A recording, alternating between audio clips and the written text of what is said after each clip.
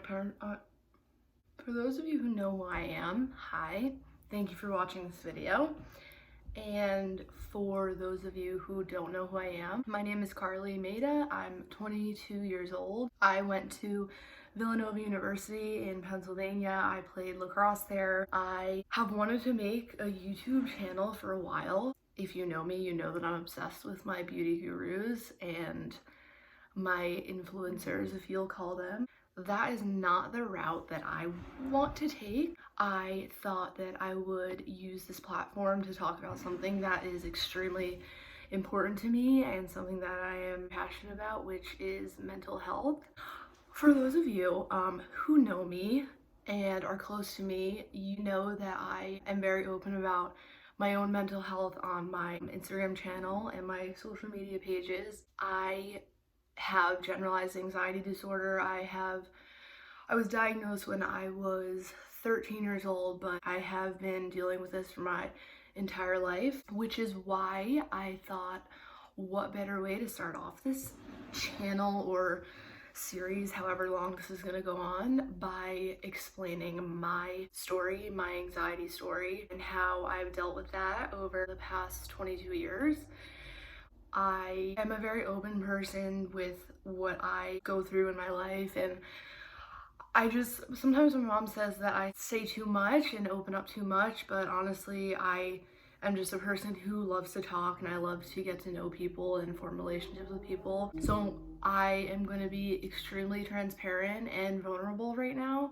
I was laid off from my job yesterday amongst this coronavirus situation that's going on. That was one of those things that you never envision actually happening to you, and unfortunately it did happen to me. And yesterday I was extremely devastated, embarrassed, upset, but today I just am understanding that, it didn't have anything to do with me personally. It was just a circumstance of our society and what is going on in our world today. And I also hope and want to say that if anybody else is going through the same thing or experiencing anxiety surrounding the coronavirus or current world status, I completely empathize with you, and I know that this uncertainty is something that is extremely scary for everyone. So now that I have some time on my hands, I thought, why not take this time to do something that I've been wanting to do for so long?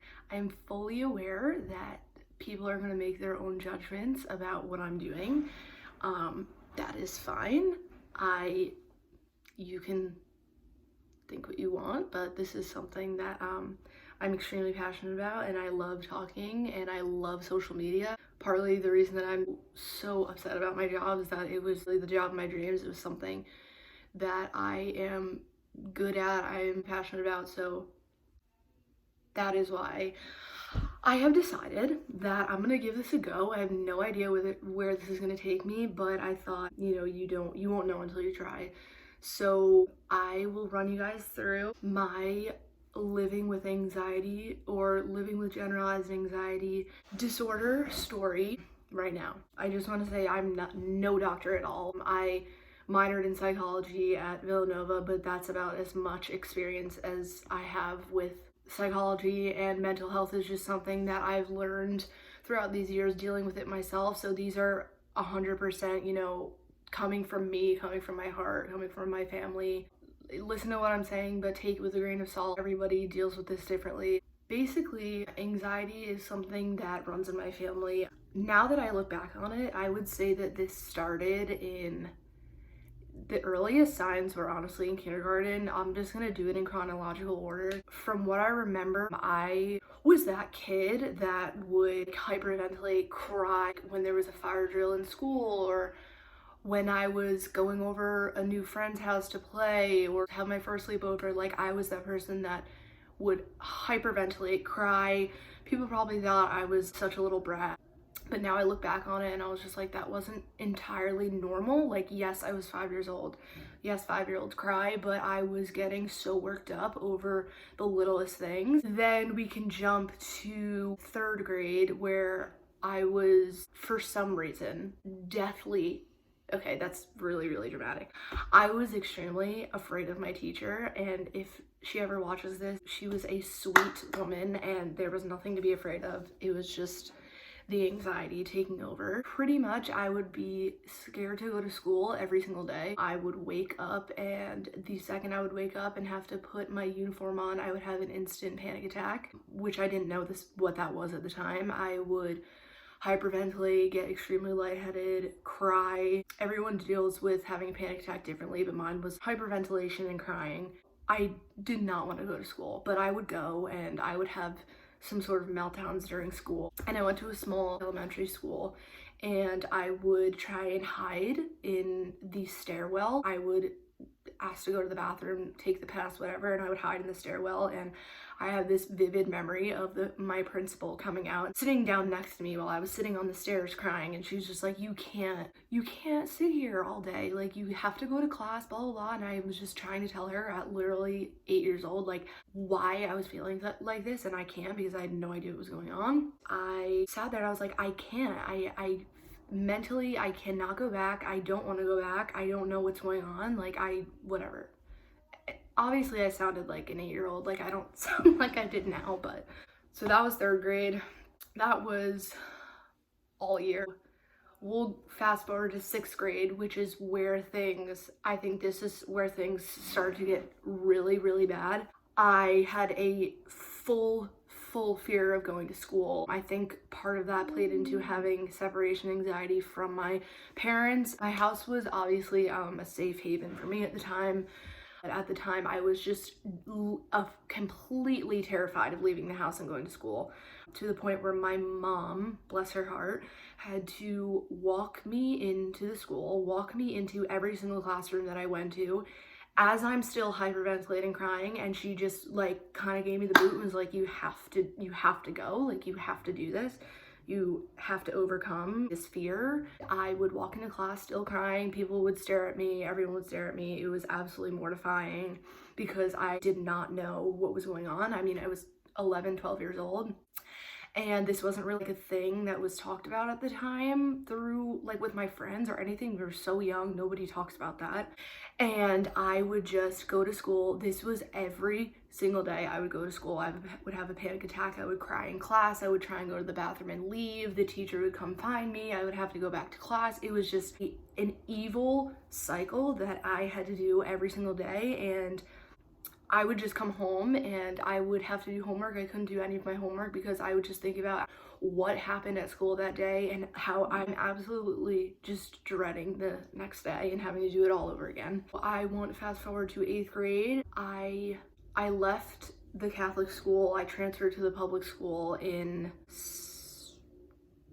8th grade.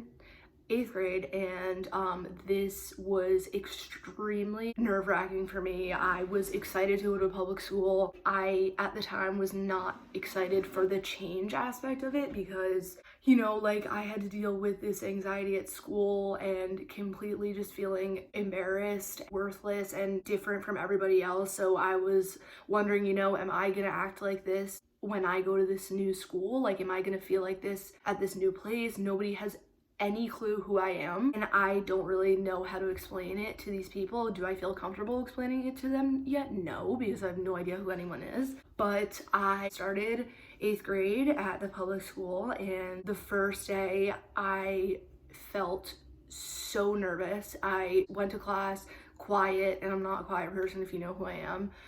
Quiet, didn't speak to everyone, and just really just looked around and was like, what the hell, what am I doing? I just don't even know how to deal with what's going on. Nobody knows who I am. People are staring at me. People are like, who the f is this girl? Like, this is the year that one of my main triggers really like evolved, which was fainting. I had this phobia of fainting at school and even at home. So I would sit in class, I would stare at the clock, and I would look at the clock and say, all right, 40 minutes left, okay, 35 minutes left, 20 minutes left, 10 minutes left, like I can do this, I can do this. This is literally me talking in my head. Along with that, I would sit in class, and another part of my anxiety was the what ifs. I think that was the overarching theme of all anxiety that I felt and I dealt with was the what ifs. And this was basically just running through questions in your head. What if I'm gonna fail in this class? What if I have to go to the bathroom and I ask the teacher and she doesn't let me? What if I start to cry in class? Like, what are people gonna think of me? What if? So I couldn't focus. I would sit in class and my eyes would start to fill up. Great, here comes a panic attack. I don't know what to do.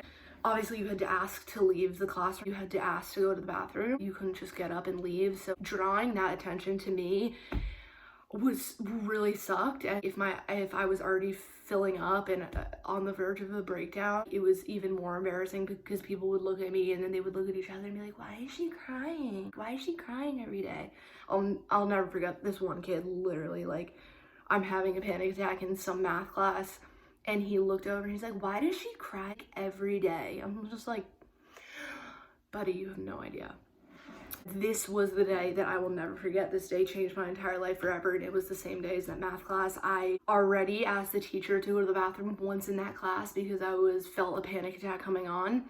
I went to the bathroom and I came back. I sat in my seat and just unleashed crying, everything, to the point where I just got up and left. I didn't care if she was gonna get mad that I got up and left, but obviously she could see that something was wrong, so I think that, you know, she was fine with it. And I sat in the bathroom, and during these times I would go to the nurse and try to explain to her what was happening, and I would say, look, classic, I'm not feeling well, like, I really need to call my dad, I need to call my mom. But this was just a way to escape what I was feeling, because at the time I didn't know what was going on and I was so embarrassed and I couldn't even talk to the nurse about it. And I wish that I could have articulated what I was feeling in the past to this nurse and knew what was going on, because I think that she would have been way more sympathetic. But she was just like, you can't sit in here all day, you have to go back to class. And I'm just like, shit, nobody is understanding me. I'm talking to my parents about it, they're understanding me, but every time I'm away from them, like, something bad happens. So this day I got up, left, I sit in the bathroom on the floor in the corner of the room. I snuck my phone into my pocket that day, so I had my phone with me, and I called my mom.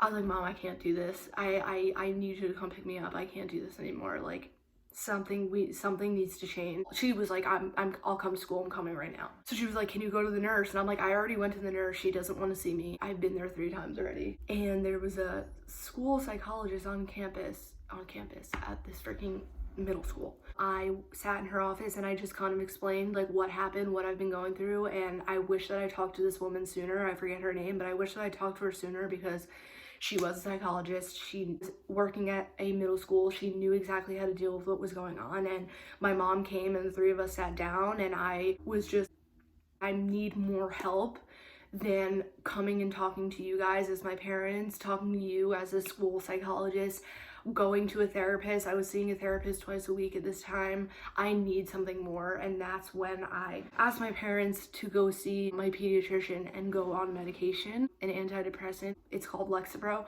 I have been on Lexapro since I was 13. So it's almost 10 years that I've been on this, and it absolutely changed my life. And I know that people are going to have their own views and opinions on medicating for disorder or something like that, but I can honestly say that it took 7 years of me dealing with this, not alone, but dealing with it without that extra catalyst to help me get better. This is what I needed to feel better and turn everything around. My parents were extremely supportive because, like I said, anxiety runs in my family and my dad suffers from it too. His blossomed later in his life around college. Mine happened to be the opposite. I started with it young. I saw the doctor, started the medication, and like I said, it completely changed my life for the better. After that, I would say that the last severe school-induced panic attack that I had was freshman year of high school, and then for the rest of high school, I was completely fine. I just want to say that sports has been an extremely important part of my life. I've been an athlete for my entire life. I started playing soccer.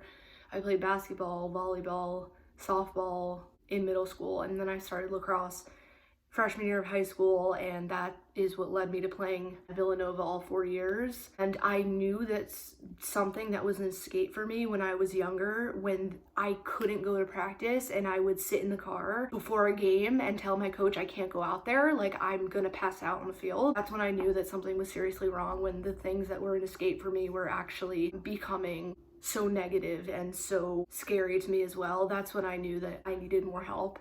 Today, my anxiety is a complete 180 than it was when I was younger. It got to the point where I was not ever suicidal. And again, this is getting very, very personal. Did not think about killing myself or harming myself, but I did suffer from depression. 8th grade was the lowest part of my life. And as a kid, I was 13 years old, I would sit in my house and I would just think to myself, like, again, here are the what ifs. What if it gets to the point that I want to commit suicide? What if I go to the kitchen and I pick up a knife and you know, what if I'm watching TV and I have a heart attack on the couch and I die? It was just these thoughts are not supposed to be what a 13-year-old girl is thinking. And unfortunately, I know that this has become so prevalent in younger generation today. Younger and younger people are being diagnosed with depression and anxiety and unfortunately taking their own lives. And that is another reason why I wanted to go on here, because I would scroll through YouTube and I would look up how to deal with anxiety. What are ways that I can cope with my anxiety? And I wish that I had something like this to look at when I was younger. I'm hoping that me sharing my personal story will then help someone else to, you know, go not be afraid to seek help, put the judgments of people aside and just focus on yourself, because again, how you feel about yourself is the most important, and everybody deserves to feel happy no matter what they've done, no matter what they've gone through. Everybody deserves to have, you know, pure happiness and feel free of, you know, all negative energy that is coming to them. So today, through college, playing a Division I sport was, you know, extremely mentally and physically and emotionally draining at times. Some of my anxiety came to the surface again throughout these times, and thankfully there was a support service on campus. It was a counseling service that I utilized frequently, and I talked to my friends about it and my family about, you know, the anxieties that I was having. You know, there's a lot of pressure as a Division I athlete. Nobody, if you don't experience it yourself, you really have no idea. It's a job. It's harder than the job I had, LOL. But on your mental health and your emotions, it takes an extreme toll. But right now, a year out of college, at 22 years old, I can easily say that I am the happiest I have ever been in my entire life. Obviously the anxiety and the sadness comes in waves, and that's just life. That's something that everyone's gonna have to deal with, but I have never felt this confident in myself. I have never felt like I had control over my anxiety, my emotions, and now it's led me to help so many of my friends. I'm so blessed that they feel comfortable enough to come talk to me about stuff that they're going through, and it honestly warms my heart to be able to help them. And that's kind of what I want to create this channel to do. This is a creative outlet for me. I am a very creative, into music, entertainment, art, social media, so I just thought that this would be a great way to open a new chapter. I do obviously have some time right now before things turn around. I hope that I can continue this series in the future, and if anybody is struggling with anxiety or going through something, I've said this before on my Instagram, but please, even if we've never met before, we've never talked, please feel free to reach out to me. If you see this video and you want to do me a solid and share it with your friends, that would be totally awesome. I'm gonna try and make these videos frequently about different topics, but I just wanted to start off and share my story. I'm extremely excited for what the future has, and again, I hope that people are practicing safe habits and doing things that keep them sane. And to everyone who just watched this 25-minute video, I appreciate you, and big things to come.